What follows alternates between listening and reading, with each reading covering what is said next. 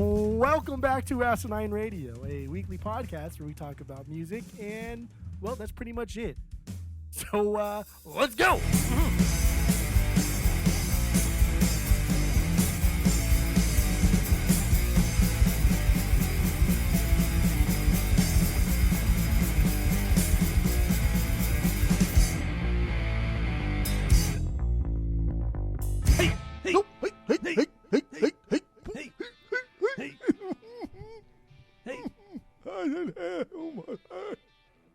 This is Asinine Radio. This is the weekly music podcast where every week we get into a different band, different artist, a group, and we get into one of their albums. We get into the music, lyrics, how it was made, and everything in between. My name is Tyler, and we out there hundreds of miles away is Jeff. While you're listening, go to Spotify, Apple Podcasts, give us 5 stars. If you're watching on YouTube, you smash that subscribe button, dude. That's what the kids say. And that's all I have for the boring intro. Let's get into this. What are we doing this week, Jeff?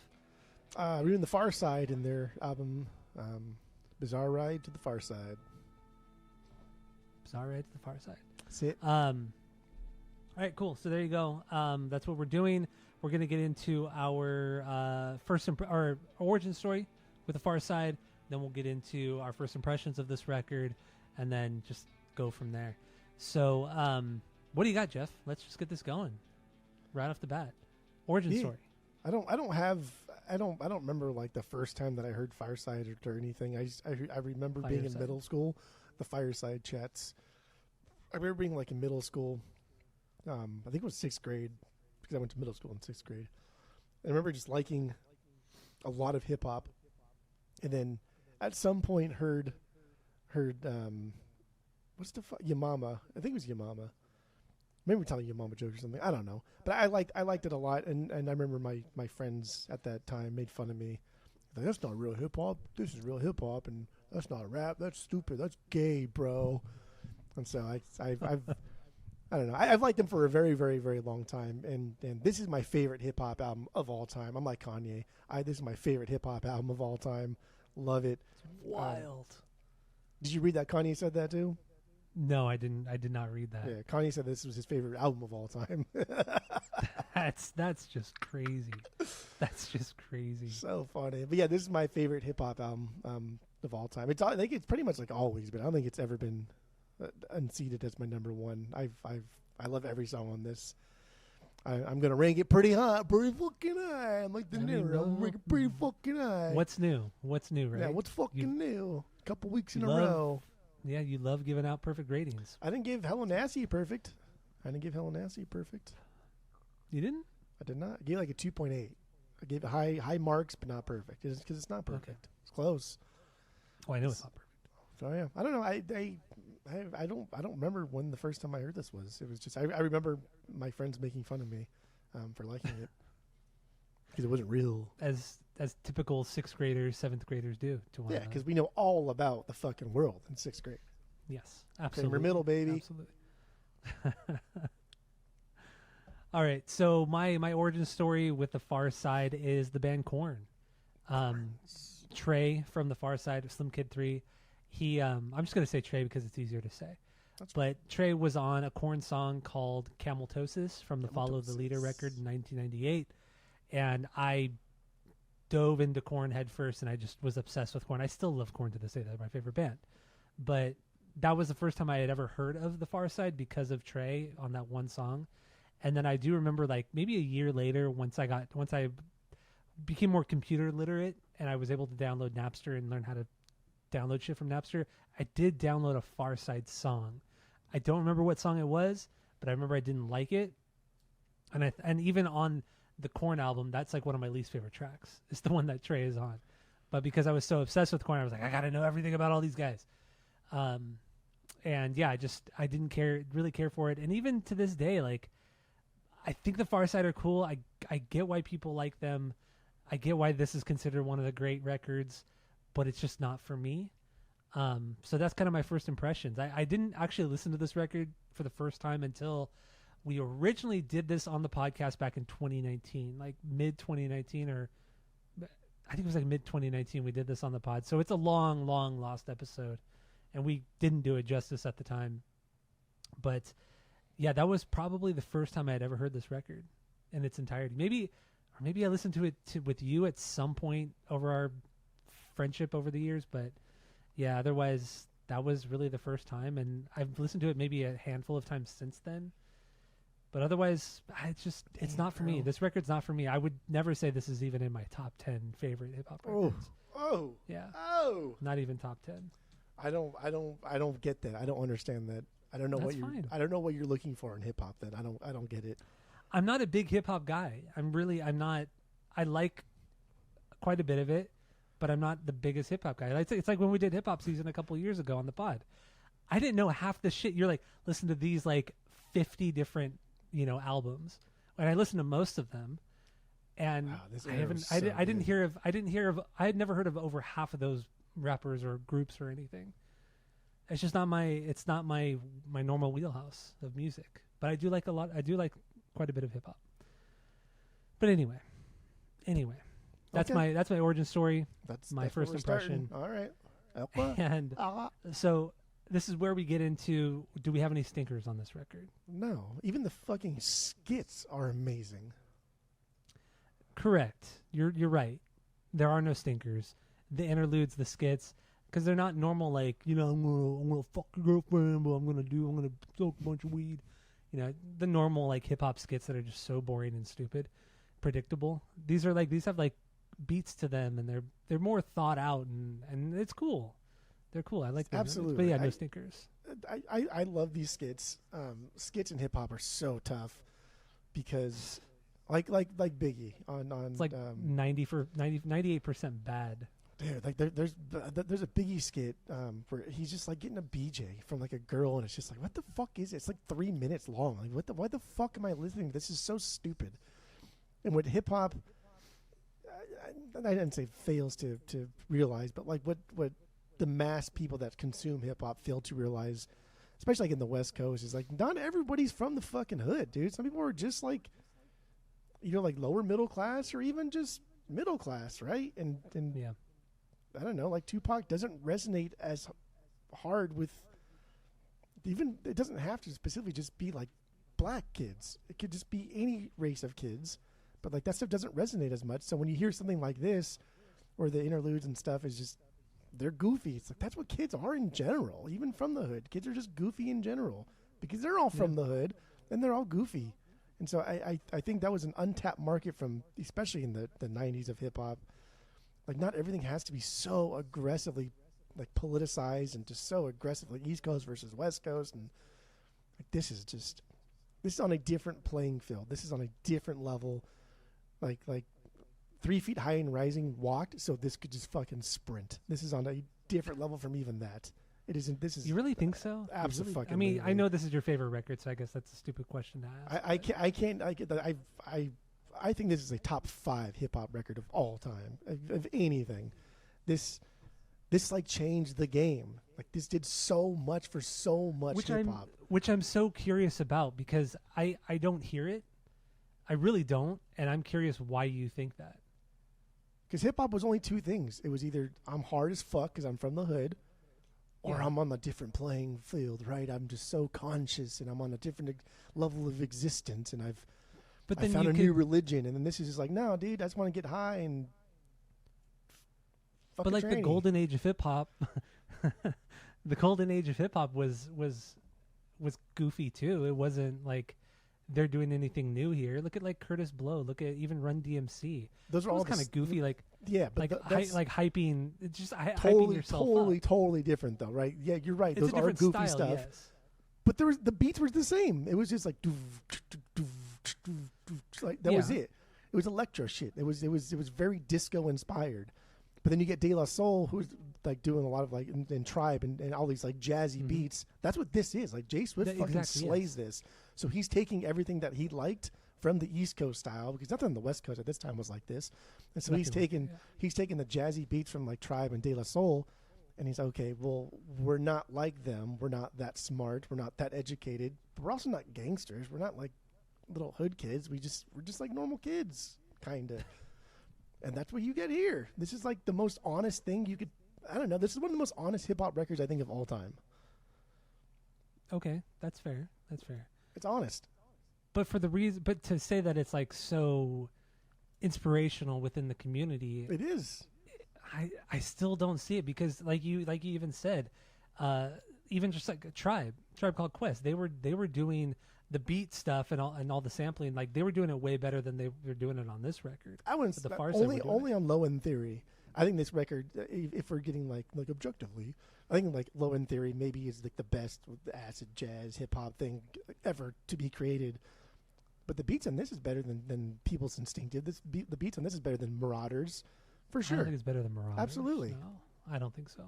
But even like De La Soul, like that first De La Soul is better than, I feel is better than this. But it's one dimensional. It's just the conscious hip hop of the East Coast. This takes the conscious hip hop of the East Coast, brings in a little West Coast kind of aggressive flair, because there are times on here where they do kind of like Officer. They're taking a very Fat Lip has a more of like an aggressive approach to his vocals.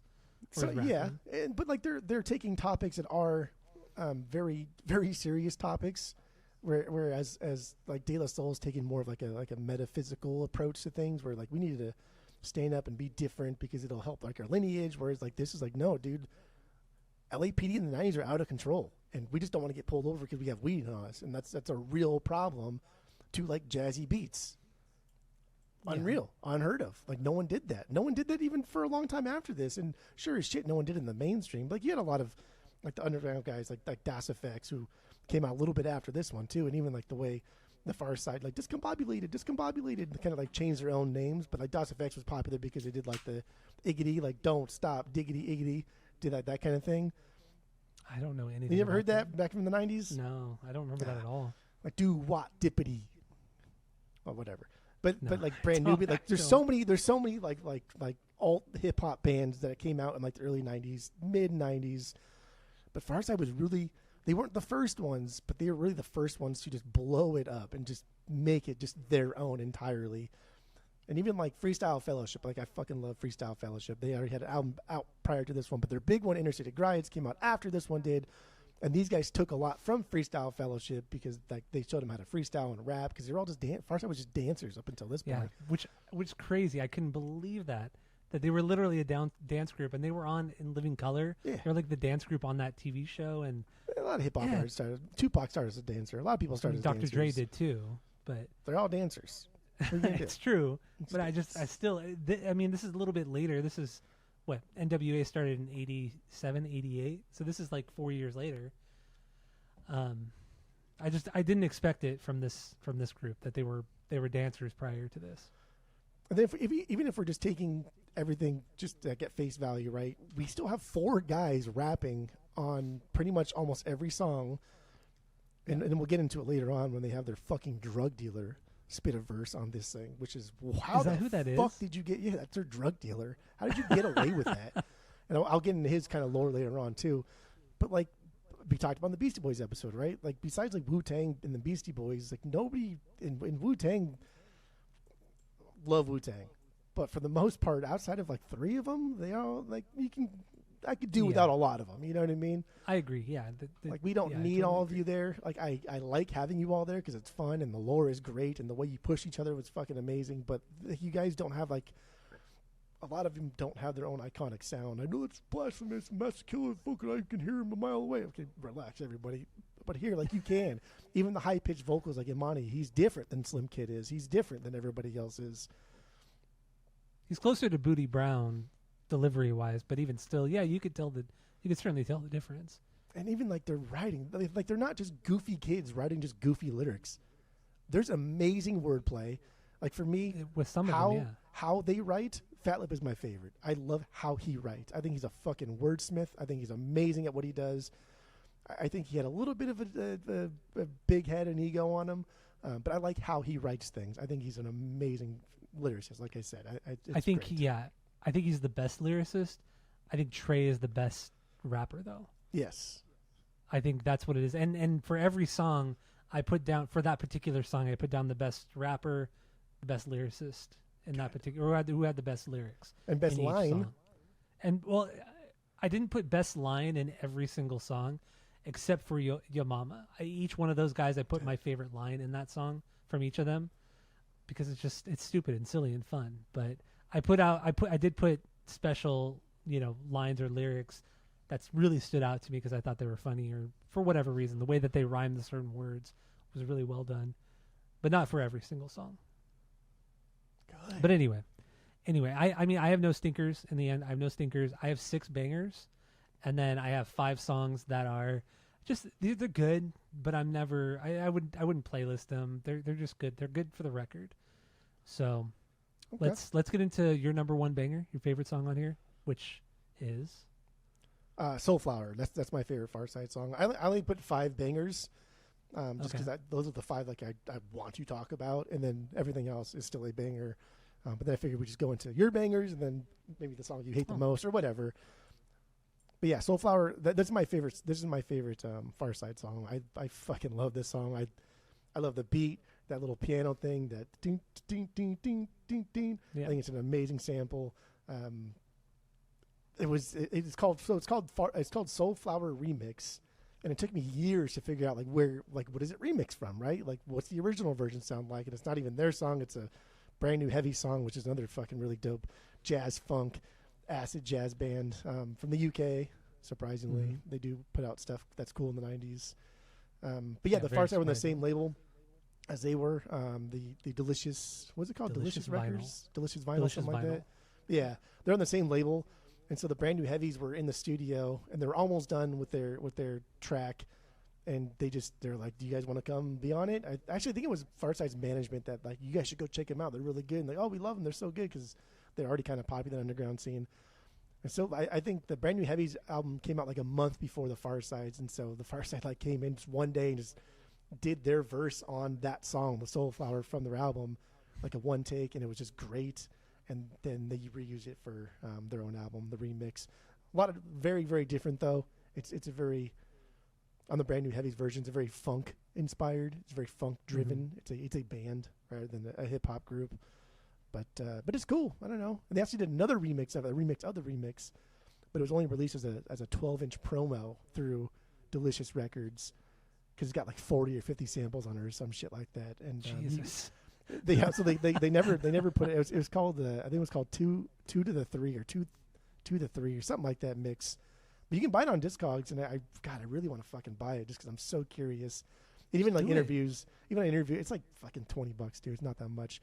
Just even on interviews, they laugh. They're like, "Yeah, that was a fun thing, but like we could never put that out. There's so many samples on it.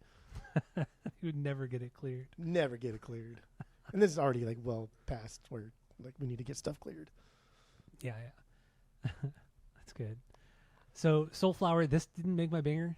Oh, my banger list. Yeah, it just did not.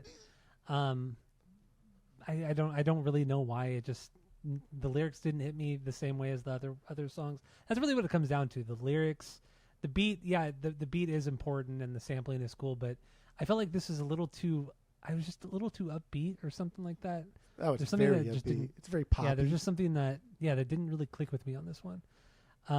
Booty Brown, to me, has the best rapping on here, and the best lyrics as well.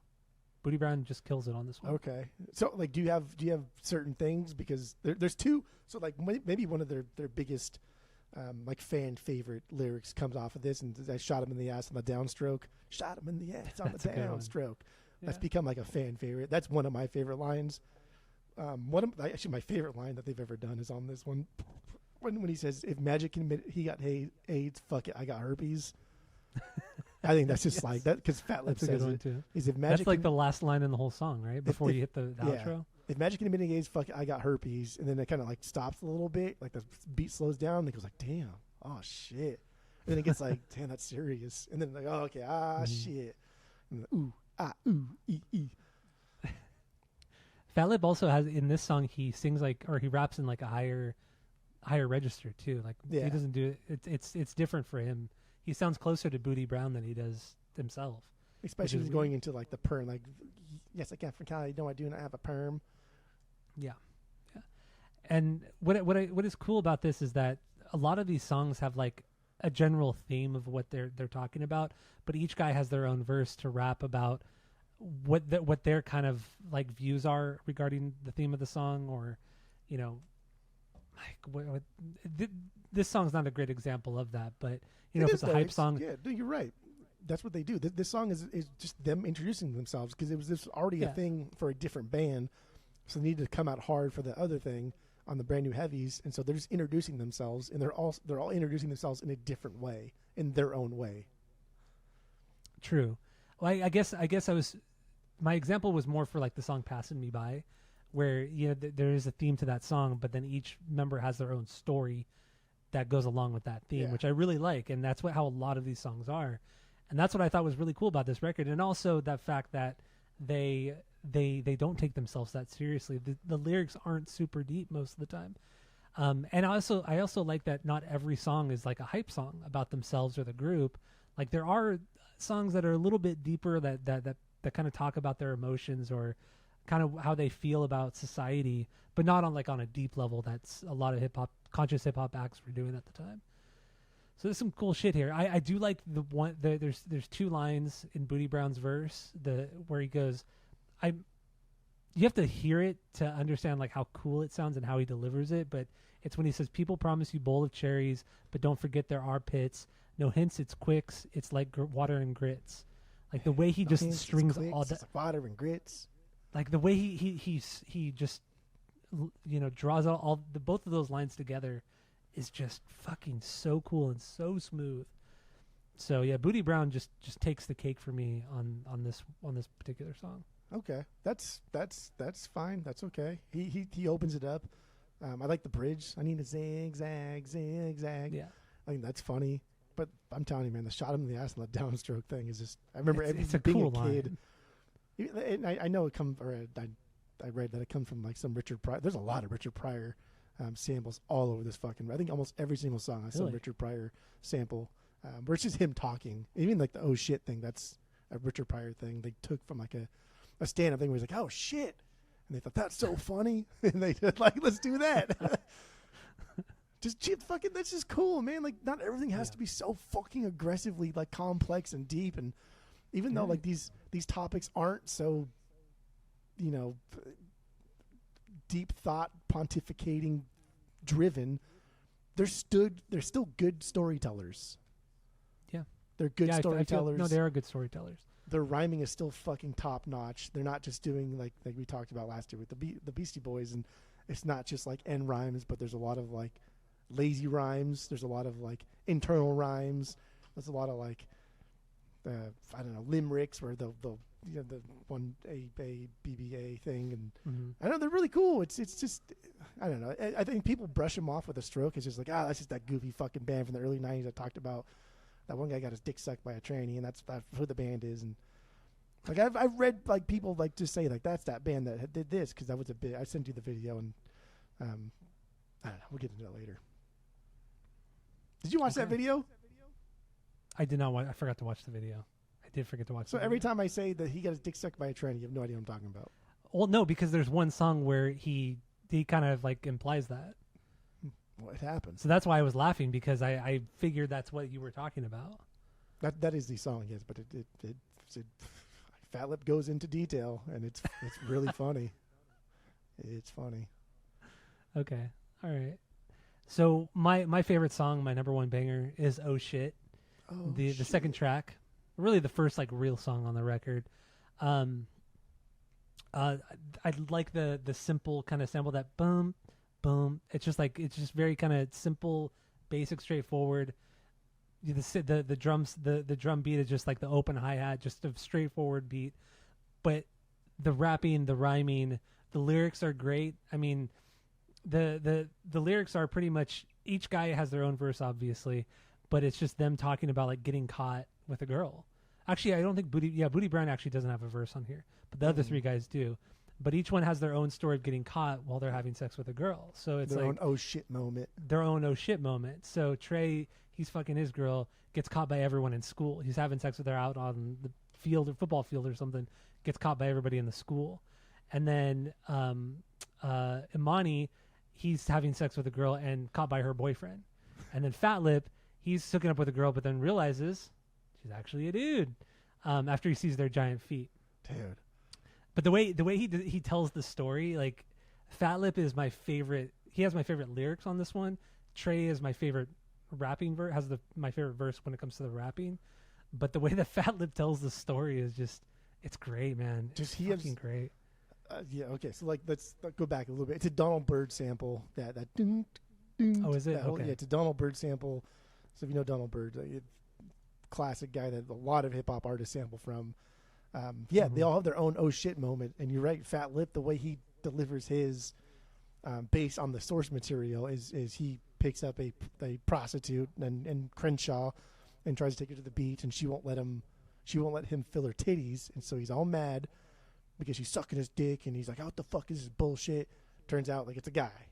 And in the video, actually, it's always weird because the video that I sent you, it was a small documentary that Spike Jonze was filming Fat Lip after the Pharcyde, but using a lot of previous videos that they had filmed throughout the years. But in the video, like he's so fucking honest, right? And that just, I don't know. You don't get that kind of honesty from anybody in the hip hop world, especially in the 90s. There's no fucking way. If this had happened to Jay-Z, if this had happened to Dre, there is no fucking way they would tell a soul. They would probably kill that person. But here he is at the very end of the video. He's like, yeah, a man sucked my dick. What do you he laughs, and then you laugh. You're like, oh my God, that's crazy, dude. But the way he says it, right? He says, I got a funny feeling like something was real wrong. Looked at her shoes, and her feet were real long. It's like, oh my God, dude, that makes me laugh so fucking hard. It's also but like her feet was real long. Like he's actually telling you a story. It's such a child way of saying that too. Like that rhyme just sounds so elementary, but it works. But he pulls it off. But yeah, you're right. Slim Kid does have, I think he has the best verse, the best flow. The wordplay, right? The alliteration and killer, thriller, driller, tiller, miller, brew. It's just like, damn, Filler bro, up, you just took it to like, dude. I know I wrote that down. It was that line, and then the next one, filler up, took it till the damn Dutch puked. Yeah, like that. Just that whole lead up into that part too was just so fucking good. It's an incredible like first verse, and just how he opened like a little Sally Walker sitting in a salsa. Oh, how I toss, and they all go ass up, right? The Beastie Boys thing where they all coming together, ass up. Damn, what a fucking all opener. The Beastie Boys do. That's all they do. Fucking boring as fuck. Imani, he had said this is his favorite song to do whenever they would play it live, because they all cuss so much in it, and they all say, oh, it's fun to cuss and say bad words on stage, and it's just really fun. So I get it. But it's funny because his verse is about like somebody's mom, like he's having sex with somebody's mom, and the friend or whoever walks in, and like you're just shocked, right? And then in Imani's verse, he kind of sets it up to like, well, like this guy was like mad, dude, but all he said was, oh shit. And he's like, oh yeah. Like, I guess like that's the first thing he probably would say. Is like, oh shit. Oh shit. Funny. It's funny. It is. Very funny. It's funny. It's a goodie. That is my top. That's in my top 5. That's my 3B though. Good. So are we just doing? What did you say earlier? Are we just doing my bangers? Yeah, let's do your bangers, and then if there's one that I have too that I want to talk about, then I'll throw that in there, and then we'll do the artwork, and then it's about fucking it, son. Okay, so my number 2 is Yamama. Yamama. That is my number 2. It's dude, fun. so I mean, fucking, obviously it's silly as fuck. It's silly as fuck. But like it's you're so saying, silly. I mean, like it's not very whatever. It's pretty childish and stupid. I don't like it. So silly. It's so silly, but it's fun, and some of the lines are great. So I did write down my favorite line from each verse from each guy, because all 4 of them have their own verse. I'll say this right now too: Fat Lip has the best rap. Best lyrics go to Trey. That's where I stand on this one. Okay. But Fat Lip starts with his he's the first verse. The end of his verse, her knuckles drag down to the ground when she walk. Spit comes out that bitch mouth when she talk. That is so aggressive. Disrespectful. It's so aggressive. And what's damn, it's so funny. What's the cool fact that about he says this? That bitch mouth. That spit comes out that bitch mouth when she, and that's like the most aggressive thing on the whole fucking song too. Yes. And that's what's so good about these fucking Yamama things, right? Because maybe this just speaks to like our generation, but that's how we told Yamama, like, your mama's so fat she sat on a rainbow and made Skittles, right? We never like, you never actually went after someone's mom. Like, you never actually said bad words. You never said anything like really disrespectful, right? You just said like she's so fat she thought a school bus was a Twinkie. You know, you say stupid shit like that that is just so dumb that any 12-year-old would fucking laugh. And that's what this is, except for that spit that comes out that bitch mouth. But the way he says it is just so fucking funny because he's just trying to get it out as fast as possible. It doesn't really rhyme. It's like whatever. It's kind of lazy in the end. Yeah, it's good. You're right. Continue. And so Fat Lip has the best line on the whole song, but consistency matters. And Trey does have consistently. He has the best lyrics on this song, but I'll get into him in a bit. But so we get Booty Brown, the second verse. The best line to me was, "She's not pretty, oh, what a pity, got the glass titty, filled up with Kool-Aid just for the kiddies." Just for the kiddies. That's wild. Like this on so many, I mean, the way he rhymed all those words and made it just so cohesive, and then the whole Kool-Aid thing is just like, what the fuck, dude? Like I said, my favorite from Booty Brown is the opener. Your mama looks like she's been in the dryer with some rocks. Like, what does that even mean, dude? You know what I mean? Like, she cut up? Like, what does that even mean? But then he says, with the big bust nose sucking dirt out of socks. And that's just like, that makes no sense. It doesn't mean anything, but it's still fucking disrespectful and disgusting, right? Yeah, that's a good one. But then they also all have the same chorus, right? The chorus is the same for everybody. But then, like you said earlier, they all say it in a different way. They all kind of accentuate words in a different way from each other, and they make it their own. I think it's amazing. Like 2 of the 5 lines are different from one another, and they kind of add their own thing, their own flair to it. Like I think it was Trey. His last line was like, your mama's got an afro, and she uses it as a chin strap, or she has an afro and a chin strap. Mama's got an afro with a chin strap. Too. That's not my favorite line of his, but that was a good one too. Dude, Booty Brown, his line is so good. Your mama's got the wooden legs with the real feet. What? It doesn't make any sense. And he almost says your mama's got a wooden leg with a kickstand. A peg leg Imani, with a right? kickstand. Yeah. Mama's got a peg leg with really a kickstand. But so Imani, Imani is my least favorite. I think he's the worst of the rappers. I think he's the worst lyricist. I think he's very one-dimensional when it comes to his lyrics. Not to say he's bad, but I think he's the worst, and he has the highest voice. Yeah, and it's a little grating sometimes. He comes out hard usually. He's very ad rock in that. He comes out really hard. It comes out hard, aggressive, and just sexualizes everything. Yeah, like everything has a sexual connotation or take on it. So that's what I'm saying. Like he's very kind of one-dimensional. But the line here, this is my least favorite line. But even still, you said your mom's was pretty and young, but she's old as dirt and got hair on her tongue. Oh, like what the fuck? And then Trey, his, like I said, I think he's consistently the best on this one. Almost every line is noteworthy. But this one's a little bit. There's like 3 lines here, but. I got stuck in her butt crack. They thought I was lost, but I was caught by the G-strap. Heaven forbid a giant fart would give way, because that would blow me around the world in a day. Like, dude, have you ever heard a rapper say the word fart? Or honestly, butt crack? Ever?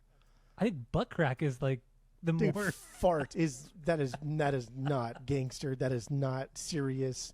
Oh, it's not. That's wild. But like the way he says it, right? And her skates went flat. I got stuck in her butt crack. The thought I was lost, but the caught by the G-strap. Like the way he gets more excited the more he rhymes on that crack strap. But again, lazy rhymes, right? Crack and strap don't rhyme. Those aren't 2 things. No. But the way he says it does rhyme, and we'll get more into that too of the course of the album. Eminem loves doing that. They all love their lazy rhymes, and that's cool. I think they call them they're called slant rhymes. I forget technical. I think they call them lazy rhymes. But yeah, it's fucking hilarious. And then we drove through the drive-thru and she didn't have to pay because he dressed her up to look like a Chevrolet. Doesn't make sense, but it's making fun of how big she is and that she gets free food because she's big, right? That's all. And then wasn't he say like we ran up her back to get to Wendy's or something like that? Yeah, we rode up on her back to get burgers from Wendy's, and her skates were flat. I got stuck in her butt crack. Like just ragged on this girl. God. But then we get to the good part, the outro, right, where there's kind of like fucking shit talking each other. And then my favorite line from this is the very, very end when he says, "Your mama's an extra on The Simpsons." That's what he says in one. That's what somebody says to another one. Is "Your mama's an extra on The Simpsons."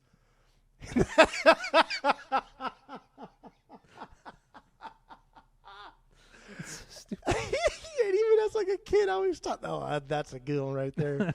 That's a good one. Just because you like The Simpsons. Man, because The Simpsons just have some stupid fucking side characters that are just I would not want to be compared to. That's good. It's good. It's a really fun song. Very, very fun song. This was a pretty contentious song for them too at the time when it came out. This one got them a lot of heat from like the hip hop community. People were like this is stupid. You don't fucking know what you're talking about. But it pretty much like cemented them as the like anti-gangster rap group, even though they're not anti-gangster rap, because at no point do they ever talk about it. And like I think fucking Slim Kid, one of them has like a gun charge on him. Like he had he went to jail for a gun charge in LA at some point, because they're from the hood still, right? They're still from the fucking hood, so you still probably have to have a gun in the 90s. Two of them are. I think Trey and Imani's from Compton. Imani, yeah. Imani's from Compton for sure. Trey is from L.A. and then I think Booty Brown is from Altadena, which is like, you know, a suburb, fucking middle of nowhere, especially at the time, middle of nowhere.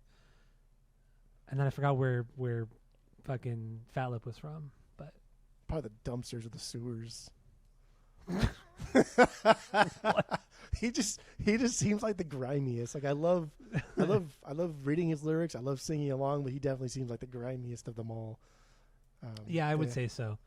Yeah, especially when he does like that whole kind of horror movie thing in one of his verses. Oh, dude, that thing is wild. Yeah, even in that verse. We'll talk about we'll get into that. But are we good with Yo Mama? Yeah, we're good with Yo Mama. Okay. So my 3B, Passing Me By, the song Passing Me By. right after. This one I like because the kind of theme here is kind of lusting or loving a girl who is out of your league that you know you can't get, but you still kind of just you're in love with them, obsessed with them, and they all have their own story. Each guy has their own story here, and it's all the stories are very, very different. So like Booty Brown, it's about him being a kid, being hot for teacher, and always trying to get her attention. And he just like describes like how he feels about her and how good she smells and all that kind of stuff. That's Booty Brown's verse. Trey is talking about a girl he grew up with, and he's always fancied her. And now that they're older, she still doesn't even know his true feelings. She barely even knows who he is. He's just kind of like obsessed over her and stalked her since they were kids. Imani comes in and he wants this girl and he loves her, but she has like some dumbass boyfriend. He knows he's a total fucking shitbag dumbass. He was a Rudy Toot. Rudy Toot, there we go. Those lyrics are so it's like, who says that? What rap artist fucking says that? Nobody. And then Fat Lip is also kind of like the sad one. He's obsessed with this girl. She has no idea he exists. He writes this heartfelt letter, and the way he describes the letter too is really good. And then at the very end, he says, "And then I sent it to her, and then she returned it to sender." Or I wrote this. I wrote this letter. She returned it to sender. Yeah, and but he gets all like romantic about it, right? Then I signed sincerely, the one who loves you dearly. P.S. Love me tender. But the letter came back 3 days later. Returned to sender. That's damn. That's right. It was good. Not afraid to just be like made fun of, even like that's so vulnerable. That's so fucking vulnerable. But he does have my favorite line of the song, Fat Lip, his opener, which is, "Now there she goes again, the dopest Ethiopian, and now the world around me begins moving slow motion when," and then he continues on. But like Ethiopian rhyming with motion, But then you add the when after the motion in slow motion when Ethiopian. That's crazy. That's so good. Yeah, that does work. And like he's the best. I don't know. I think he's the best lyricist in the group, and I think it's kind of the difference between like Big Boy and Dre and like Outkast. I think the Fat Lip and Slim Kid, like you can make that comparison between the two because Slim Kid's very, very straightforward most of the time, but then he gets in those fast, like we're talking the Miller Killer Thriller, right? Like that's just, like he just spits it out so fast and just so perfectly. I don't know, passing me by. So apparently this are you done with your talk there? I was just gonna say best rap, best lyrics on this one, Fat Lip, and I was also gonna say the samples on here. I love the main sample. It sounds like GoldenEye, the James Bond movie. I think it's a Quincy Jones. I'm pretty sure it's a Quincy Jones, like early 70s sample. Okay. Yeah, I did really like that. I love the sample that they used. I thought it gave it like this like kind of darkness to the overall tone of the song. It is very like Damn level James Bond, right? Like just drippy. Yeah. But also there's a part too where in the song "Are You Experienced" by Jimi Hendrix, there's like a chicka chicka that they use, or that Jimi Hendrix did in the song, but they sample that chicka chicka and kind of like modulate a little bit, and it's throughout this whole song. So when you hear something that could be sample or sound like a guitar chicka, that's Hendrix on there. That's kind of cool. Okay, yeah, I didn't know that. Yeah, so like they made a music video for this. It's black and white. They had big ideas for this one, but the money just was not there in the beginning. And so they had like a checklist of like 15 things that they wanted to do, and then Delicious Records like nope. So everything but one, and it was the Upside Down. Did you watch the video for this one? I actually didn't watch any of the videos. They're all I can explain them, and you'll be like, oh, I get it. It's a black and white video. It's very, very basic. It's just them rapping, and there's a background behind them. The big takeaway from this is they do a upside down effect. So like in Suicidal, when they're hanging from the little thing in the park, whatever it is. Oh yeah. It's kind of the same like thing the here. Jungle Gym. Yeah, the jungle gym. They're hanging from something, but the camera pans in so you can't see their legs, so it looks like they're right side up, and the camera flips over, and the background's upside down. And that was the big like practical effect that they could afford at the time. It does look really cool for the early '90s, and because it's black and white, you don't see a lot of like the nuance and texture. So it doesn't look like shit. It looks cool. It's fine. It's not a big deal. But another big takeaway was apparently MTV at this time, they were going to put a lot of money into picking up a new hip hop group to push into the summer of '93. That's when this would have been there, and they submitted the video for that. So it became down to the Pharcyde and Onyx, but Onyx won, and then they got promoted. The bad was it Fuck You Up, Bad Fuck You Up, something like that. Da da da da da da. Oh, boom. That song. Yeah. That song. So Okay, sick. I know that. I forgot about Slam. that song. Wow. It's called Slam. Yeah, Slam. Da da da da da da. Yeah. Fucking good song. Oh yeah, that it is a good song. That song went out over this one, even though I think this song is a better song, but that song's still dope. All right, so we go with passing me by. Yeah. Okay, so my 4B, fourth banger. I'm that type of ninja. Yeah, that's what it is. I'm that type of ninja. This is a massive. It has like a 4B too. Good. Massive beat. The intro and outro are just an earworm. The well, excuse me. Yeah, it's just it's so catchy. So catchy. And they just I think they all kind of kill it and nail it. Fat Lip and Imani, they get the first two verses. They're just talking about women and just how they go wild for them. This is really a hype song about them. And that's what they both talk about, is just like how women love them, and they're just so smooth and all that. And then Buck 50 is on this one. Buckwheat. So Buck 50, what? Buckwheat. Is it Buckwheat? Yeah. Oh, okay. Sorry, Buckwheat. Buckwheat's on this. He does the third verse. Trey does the fourth verse, and yeah, it's just them. They're hyping themselves up, and that they're the baddest motherfucker. That they'll just kill anybody and steal their girl and all that kind of shit. So there's nothing too deep here. It's a hype song. That's what it is. But it's just the way that they rap, and there's some great lines which I'll get into. But yeah, okay. I think this is a killer song. Good. There's 5 verses on this one, right? Because now we got Buckwheat. Buckwheat was their friend from New York and moved to L.A. Oh yeah, Booty Brown does a verse too. He does the last verse. Yeah, he moved there early on, so they would always ask him, because this is early '90s again. Like, don't forget, and when you're in the hip hop world, the East Coast versus West Coast beef is like in full effect. And so when you're rapping, you are curious as to how it's going to be perceived on the East Coast, because you still want to tour, and you still like a lot of East Coast rappers, right? Like everybody likes like the native tongues, like everybody likes Tribe, everybody likes Queen Latifah. So you're still worried about like how the East Coast is going to perceive your rapping. So they would ask Buckwheat, like what do New Yorkers think about this? So he was kind of like their conciliary to the East Coast scene. But yeah, they're all flexing here about just kind of how tough they are, but not using like tough terms. What's interesting what's interesting about this one is that the excuse me, I think that's an original thing they recorded. It sounds like it's by girls, and so if you go on like Genius, it says it's recorded by the Jazzy Fat Nasties, which is a girl group. What the fuck? It's a female fronted vocal duo thing from the 90s, but there's like nothing written about them. They're not credited on Discogs or anything else. But I did notice that one of the members, original member, her name was Mercedes Martinez. And I was like, okay, that's whatever. Who cares about that? But then Juan Martinez, that's J Swift. And I was like, that Martinez is not an uncommon name in Southern California. But I did find that kind of interesting, right? Like maybe that's a sister, maybe that's like a cousin or something like that. Because it does sound like that excuse me thing. Like how, like, I don't know. It seems a little bit too on the nose, you know what I mean? Mm-hmm. But yeah, so we can get into the verses here because Fat Lip and Booty Brown have some of my favorites. Yeah, Fat Lip and Trey have my two favorites, but Fat Lip takes the cake. The best lyrics. Trey has the best rapping, but Fat Lip has the best lyrics on this song. But yeah, what do you got for that?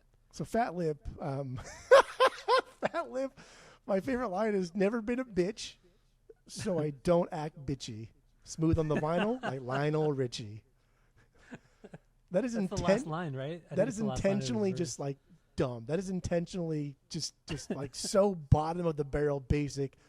How can I rhyme bitchy with something? Oh, Lionel Richie. Fuck yeah, I'll use that. I'm not a bitch, so I don't act bitchy. And that's, I don't know. For me, that reminds me of a bitch is a bitch is a bitch is a bitch thing from way back when. But yeah, that's my favorite line of the thing. But that's from Fat Lip. I do like that. My favorite it's two lines from him, but when he says, "Douse you with my lyrical liquid for this hip hop era, so I suggest you fetch an umbrella for my reign of terror." Like the way it's so good the way he fucking raps it. I obviously completely butchered it, but it just sounds so great when he fucking says it. He's so smooth. The way he just forms those words and delivers them is fucking great, fantastic. Yeah, but and all over just like this I don't know, not poppy beat, but very, very upbeat, very pop forward kind of sample, kind of beats. Mm-hmm. It's good. Imani's got a good one too. I'm dark like chocolate and flow like milk. Like he's like fucking Muhammad Ali over here, right? I think that's but like that's Imani, very very textbook, kind of like goofy. But like, how do I make a goofy song? Like this is it. But I thought it was funny. Yeah, it was fun. Trey, also I like his where he says, "That type of ninja with the ice cold heart, Chilly Willy, don't be silly, I'll take your Philly." Chilly Willy. Chilly Willy, don't be silly, I'll take your Philly. He also has another good one too in that one. He says, "And I'm the type of ninja that'll roll up my sleeves. I'll roll my sleeves," and then next line, "up if there's a tussle," right? Because I'm the type of ninja that'll roll my sleeves up, but you can't rhyme up right there. So roll my sleeves up if there's a tussle. I'm down to kick some butthole. But he says butthole.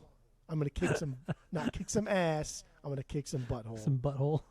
So, like, dude, what are we doing here? You know what I mean? And like that's just like these little instances. It's kind of the charm of them.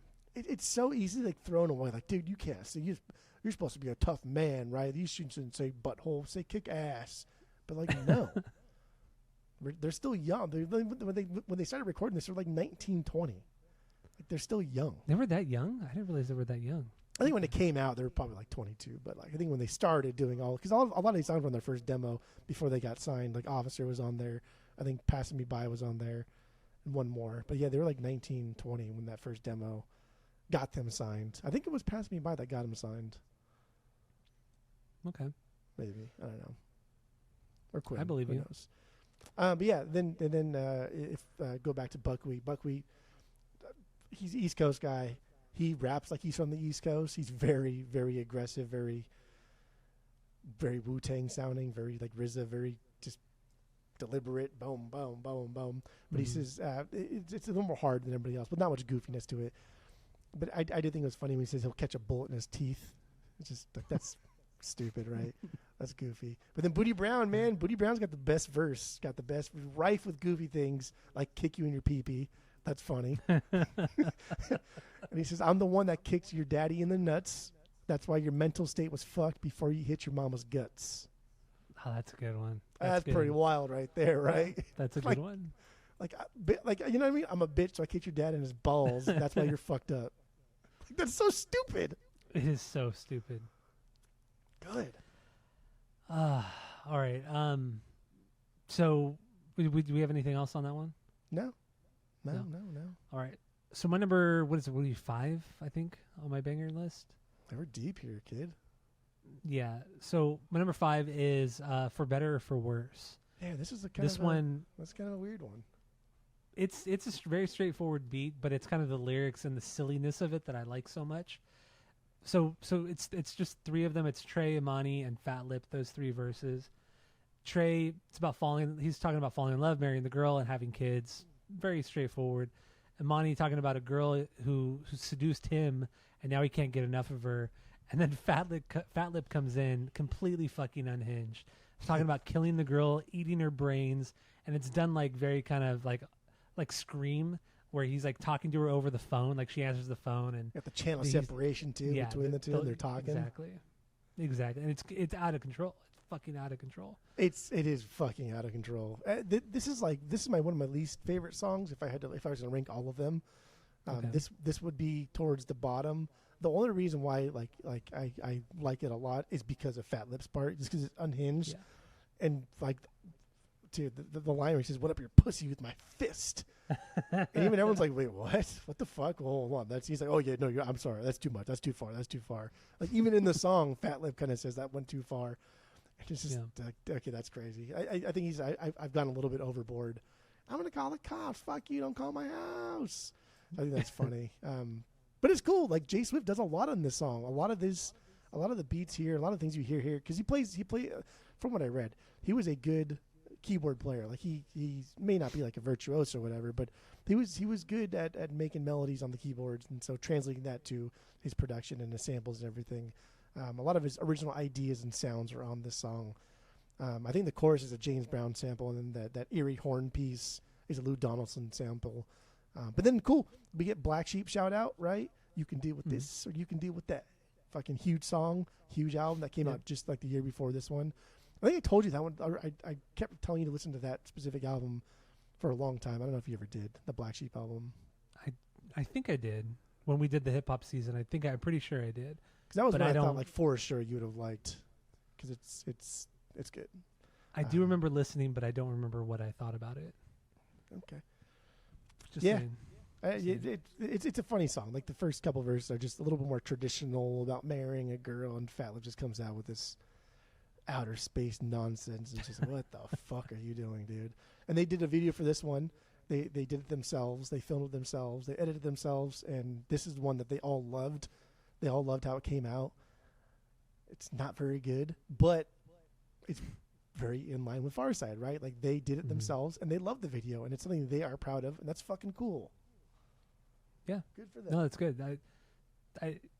I like when bands like this take the initiative and make their own videos. Like Beastie Boys did that too. You know, MCA, he directed a lot of their videos. Just like, you know, fuck the label, fuck, you know, the press and all that. Let's just do everything ourselves. Take all of our own press photos, all of our own music videos, everything. Produce our own music. Let's just fucking do it. I'd love that. Let's just do it. It's great. There's a tie to this group and Beastie Boys too, is through like the Dust Brothers, and specifically one guy outside of the Dust Brothers. I can't fucking remember his name, but he worked on Paul's Boutique. But the people that started Delicious Vinyl was one of the guys that connects with the Dust Brothers in some capacity. I can't remember what his name was, like Mike Dyke or something like that. Whatever. Okay. Yeah, I don't know. I take my word for it. That's it. And then my last banger, my 6B is Officer. Don't bum me up, Mister. Do you like that line "discombobulated" by your boy? Yeah, doesn't he like? I'm discombobulated because he can't say it. Like he can't even say it right. Like he says it 3 different times and he can't even say it right. He's all fucked up. It's so good. Great fucking beat. This is the closest thing they've ever gotten to gangster rap on this record. All the delivery from all 4 of them are more aggressive than they would normally do. But yeah, no, I think Officer is a great one. It has and it makes sense, like having this more aggressive tone, because kind of the theme of this song is how cops racially profile them, and how they all tell their own story of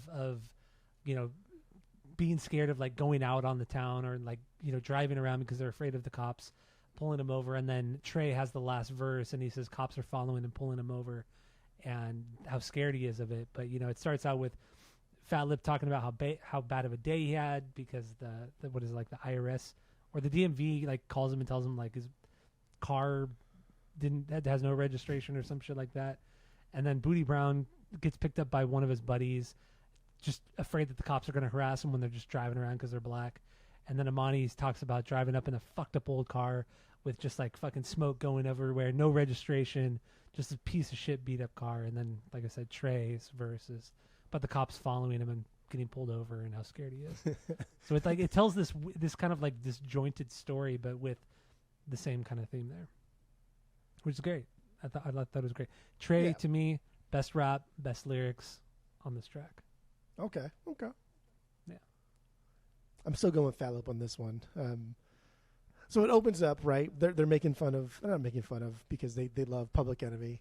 But it opens up with, I would assume it's probably Imani or Slim Kid doing the Flavor Flav impression, and then going into which Fat Lip does the Chuck D impression. But that's the opener of the album. Is they're kind of poking fun at Public Enemy, but not really poking because they're idols. But that's a Public Enemy song. Is when I got a letter from the government, opened it up and said they were suckers. But here it's like I got a letter from the DMV, which is like such a fucking all the way down the totem pole, right? Wait, was it DMV or IRS? No, I can't even. No, it was the DMV for Pharcyde, but for Public Enemy, Chuck D said it was from the government, and I opened it up and it said they were suckers. But here it's from the DMV, which is like it's just stupid. You know what I mean? Like no one's afraid of the fucking DMV. Actually, everyone's kind of afraid to go to the DMV, and DMV actually has a lot of fucking power for some reason. I don't know why they do. Yeah. But I think that's funny. But Fat Lip Fat Lip again has some cool fucking lines here. He says that I never even got the damn letter. It's 9:00 on the dot, so I think I'd better. But the way he stretches I to rhyme with 9, he said that I never even got the damn letter. It's 9:00 on the dot, so I'd be better.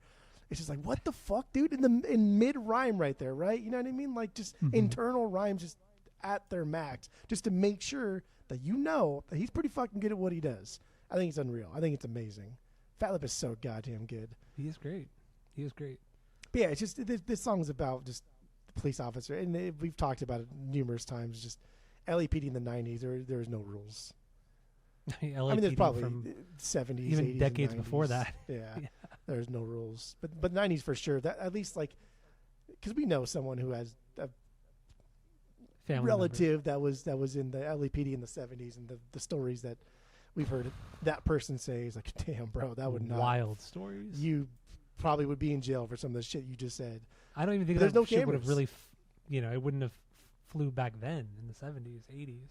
I don't know, like going to the police academy too. I heard a lot of stories from some of those old crusty guys, and whenever someone tells you a story in a capacity where you're not like in the inner circle, right? The meet the parents inner circle. If someone tells you the story that's out here, you assume the story that should go on in here is probably a lot worse.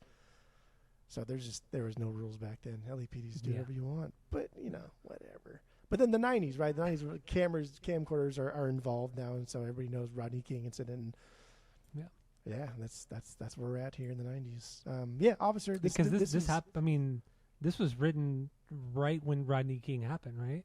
Yeah, this came out in 92.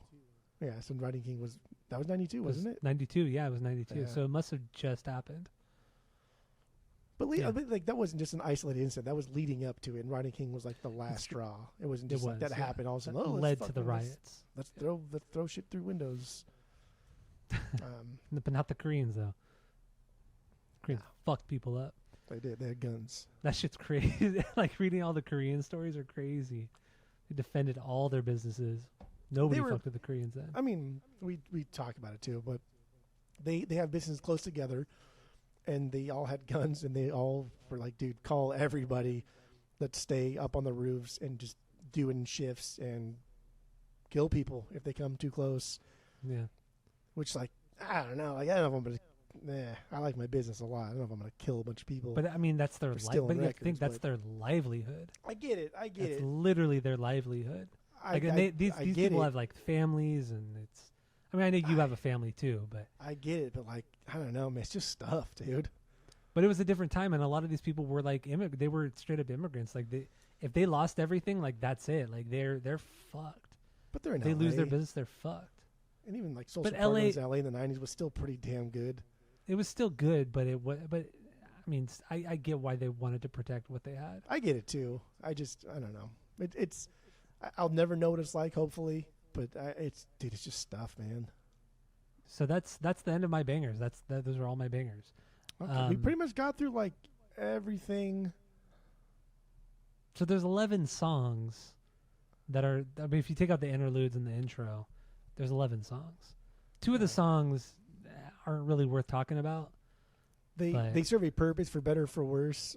It sets up the later one, and also opens. So like the cassette that came out, for better or for worse, opens up side A of the cassette, and then later on, Pack the Pipe opens side B of the cassette. So that's why they exist, is to put you back in the mindset as you're flipping the cassette over, which I think is kind of cool.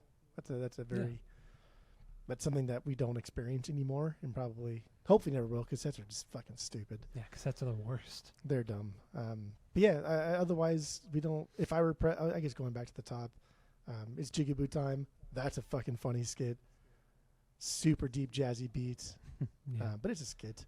But it's funny, right? It's fucking funny. It's funny. It's funny. This was actually going to be the name of their band before they settled on Pharcyde. They were going to call themselves like the Jigaboos, and everybody around was like, "Dude, no, Don't do that. That is not good." I don't even know Why? if you It's should funny. be saying it. It's an aggressive derogatory term. Yeah, I don't know. I mean, the fuck do I know? But it is like the way they say it is really funny. But like the whole point of the song is basically like it opens up the first line, right? When you sign across the line, it's Jigaboo time. You're now working for somebody else.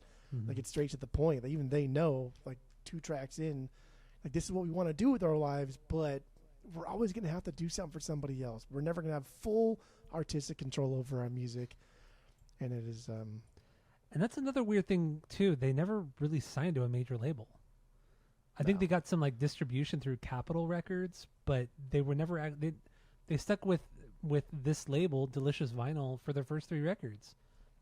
And this record was huge amongst the underground scene. It sold 500,000 copies within a couple of years. I mean, this is something that a normal label would pick up, a band or a group that a normal label would pick up.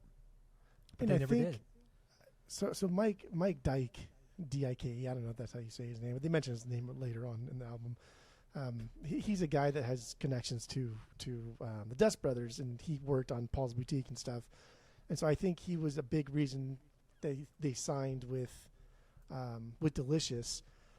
I think if they had gone with a bigger label, had they gone with like Atlantic or Capitol or something like that, I think this could have been 4 times as big. Videos would have been better. It would have been pushed. Like they for sure would have lost that fucking shit to MTV over Onyx, even though I still think that's a great song and a great album. This would have been huge had they had big corporate money behind it, but they didn't care that much. They literally just didn't give a shit. And reading about like the recording process, like they fought hard, dude. They like fist fought over things where it'd be like, I don't like that sample over my verse. Like you need to cut that out. And then Jay Swift would be like, no, I'm not cutting that shit out. And then like the 4 guys would fight. They would like, let's take this shit outside. And they would fight. They would fist fight. They'd punch each other and get on the floor and like beat the shit out of each other and come back in like, all right, he's right. Take it out. And that's like part of the reason why Jay Swift quit, because he was like, what the fuck? You guys are so unprofessional. This is not how this is supposed to be. And he couldn't take it anymore. But yeah, I don't know. This is cool. But yeah, I like that song. If I Were President, that's a good one. On the DL, that's a good one. Pack the Pipe, that's a funny one. That's like a bottom tier. Like I'd be fine if that wasn't on there. And same with the last song. Dude. Pack the Pipe's funny because it's again, dude, Fat Lip's verse is just wild. It's just like, what do you fucking like, you're giving a joint to a little 4-year-old, and even though it's tongue in cheek, but it's funny because in there Fat Lip is talking to this 4-year-old. He says, I said, come here, you little man, and with his little hand he grabbed the pipe. It's so funny the way he says, come here, little man, and with his little hand. That's just funny. I thought that was cute. Other Fish is good. This is like a weird solo cut from Slim Kid. This was my least favorite actually on the record. This one caused a huge. This is the only one not produced by Jay Swift, and this one caused. Jay Swift is pretty much already gone at this point. But this one caused a big riff in the band because he did a video for this, and this video cost him like $80,000, which is like a big chunk of their budget. And Fat Lip is not in the video because I'm not fucking being in this video because I'm not even in the fucking song, so I'm not doing it. And it was very divisive for the guys and the early kind of like crack in their band leading to their splits. But then Quentin, I want to talk about Quentin. Then we get over with Pack the Pipe, and then Return to B-Boy, which is their homage to the old school electro dance hip hop shit. But Quentin's on the way, right? And but Quentin doesn't have a verse there. He has a verse on Pack the Pipe, but we'll talk about Quentin's on the way. Quentin's on the way. He's a drug dealer, so they have a guy named Quentin that whenever they call him up in like 30 minutes, he brings weed. He brings a bunch of pot for him. And it's just it's so funny because the song starts off and like Quentin's on the way, but then like later on it gets a little more wild. And I think they're trying to do this Louis Armstrong voice, like Quentin's on his way. And it's like, what are you doing? But they're all so fucking excited just to get pot, just to get weed. And throughout this whole, and then some of the verses too, like I think it was Passing Me By, they had to stop the sessions because they were just too fucked up and stoned. They went home and then like, all right, today we're not going to smoke. And they, achieved that goal throughout half the day.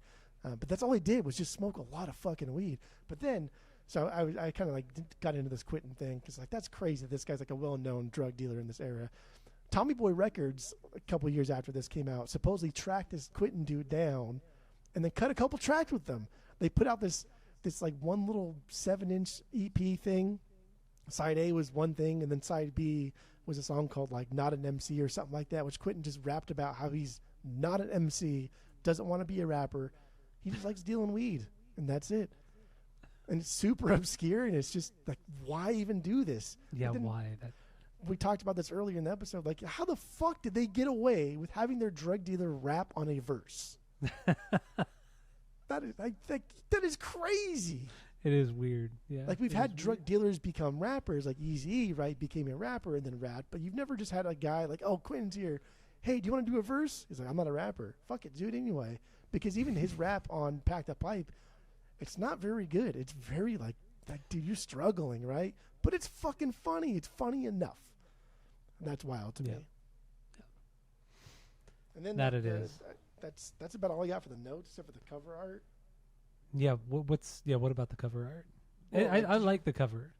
Do you see that's like a vagina? Yeah. And then like that's like the head of the woman. I'd never noticed the head of the woman. That's her vagina. No. And like but the vagina, that's like one leg. That's like the other leg. Oh yeah, I didn't even notice that part. People say like these are like the boobs. So it's like a whole thing. I don't want to say it's a stretch because I do think that's exactly what it is, but it's a very artistic play on that concept, right? That's kind of cool. Yeah, it really is. And they're all kind of going in, like, here we go, yay! Yeah, that's all I got, dude. I think that's good. Good. That's all. So let's give our final thoughts on this record. Let's rate the record based off of our world famous 3-point rating system, where 3 is a perfect album, 2 is a good album you're going to continue to listen to. 1 is a bad album, give it a shot, and 0 is the worst thing you've ever heard. What do you got? Go. I've already said my praises enough for this one. I think this is important to the history of hip hop in the same way that like 36 Chambers is, in the same way that like De La Soul is. Like these are storytellers. We're telling a story here. It's just a different side of the world of hip hop, of the minority scene in Los Angeles and Southern California. We've never heard it like this before. After this, we hear a lot of it. Like Del had his album, I think the same year as this one came out, but then like Hieroglyphics really like dove on it, and like Jedi Mind Tricks. A lot of these guys will start telling like really in-depth, complicated stories of hip hop. We've never heard it so just humorous and jokey and vulnerable. Like this is super, super vulnerable in a way that's way more normal to most people than a lot of what you get from the big ones, and like the really, really big ones in hip hop, right? Like the Death Row and and like the big boy or the bad boy stuff. Like those aren't normal people, dude. They're already bigger than life. They're already making big kid money, and they're already have way more hoes and area codes than we can possibly imagine. And so stuff like this that comes out, like this is like the template for alternative hip hop, still to this day. And they're actually going on tour. I'm not gonna go because it's expensive, and I really don't want to see them right now. I'm in that mood right now, you know, and I spent tickets to go to a different place. That's a lot of money. But they're touring with Atmosphere, and Atmosphere's opening, and then Pharcyde is going to be the next band. It's in August at the Van Buren. But it's just like there would be no Atmosphere if it wasn't for Pharcyde. Like, right, you know what I mean? Like these guys like open the door for so much alternative hip hop that the possibilities are still endless. And guys like Juice WRLD like cites Pharcyde as like one of his favorites when he was alive. Like even hip hop like artists today, like Blue, like a lot of guys from LA, like they love Pharcyde because it's just like this is something so fucking different. It's so inspiring from everything else that came out of the West Coast hip hop era from the early '90s. And right after this too, like a lot of other things came out that were fun, but never like this. Never like this. Never this. I hate saying it's like kiddie. It's like childish because it's really not. They do put a lot of effort into it, but I think this is no more childish than a lot of the shit like Biggie was rapping about, right? Because I get it. You can be one dimensional in the other way. I think this is severely underrated, even though it's wildly hailed as like one of the best hip hop albums of all time, or at least in the contention for being a top 10 or a 21. I think this is a perfect fucking 3 out of 3. This is a perfect hip hop record through and through. There's nothing on here I would get rid of. The skits, the interludes, every single thing on here needs to be throwing threes around. And it ends with just like, even though we just had this entire record of like what we want to do and where we want hip, they weren't even thinking that actually. It's not like this is where we want hip hop to go. They're just in real time. They're like, this is just who we are. And the last song is like, but this is where we came from. This is what we like, and that's why it's a throwback to the electro hip hop thing. And it's still a cool track. It's still fucking rad. So yeah, this is a 3 out of 3. Absolutely. All right. Absolutely. My final thoughts. I think this is the West Coast version of what was going on the East Coast already. I mean, I'm not a hip hop expert or anything like that, but I think to me this is like. This is them taking a goofier approach to what was going on the East Coast, or a more fun approach, I should say, to what was going on the East Coast. But I feel musically and rapping wise and all that, I feel like it's not that different than what Tribe was doing, De La Soul were doing over there. But they were just doing it here on the West Coast. And maybe that's why so many people have attached themselves, like West Coast rappers have attached themselves to the Pharcyde rather than Tribe or other groups over on the East Coast.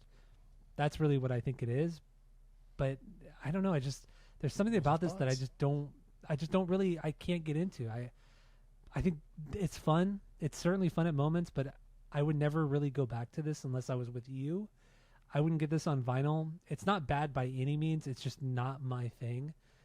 And with that being said, I'll give this a 2.2 out of 3. 2.2 out of 3. See that? That was good, huh? I guessed it exactly. Well, you tried. I literally said 2 out of 3. Which means 4. You add those up, that's 4. 2? There's no 4 to 3. Oh. Why? Well, there's not. Oh. But anyway, yeah, that's. I feel like that's all I have for this one. I feel like the more hip hop we do on the pod, the less you like hip hop in general. That's not true at all. I loved hip hop season. That was so much fun. But I think like and I discovered like new shit from hip hop season too. I just feel like every time we talk about it, you like it less and less. I have like a solid hip hop collection too in my vinyl. You have a hip hop collection, okay? Let's not get. It's a solid one. It's solid. It's a collection. Fuck off. You know it's a solid. collection. That's stupid. That's stupid. All right, so dude, I know you don't. So that's it. Thank you all for listening. Go to Spotify, Apple Podcasts, give us 5 stars. If you're watching on YouTube, you smash that subscribe button, dude. That's what the kids say, and that's it. That's all.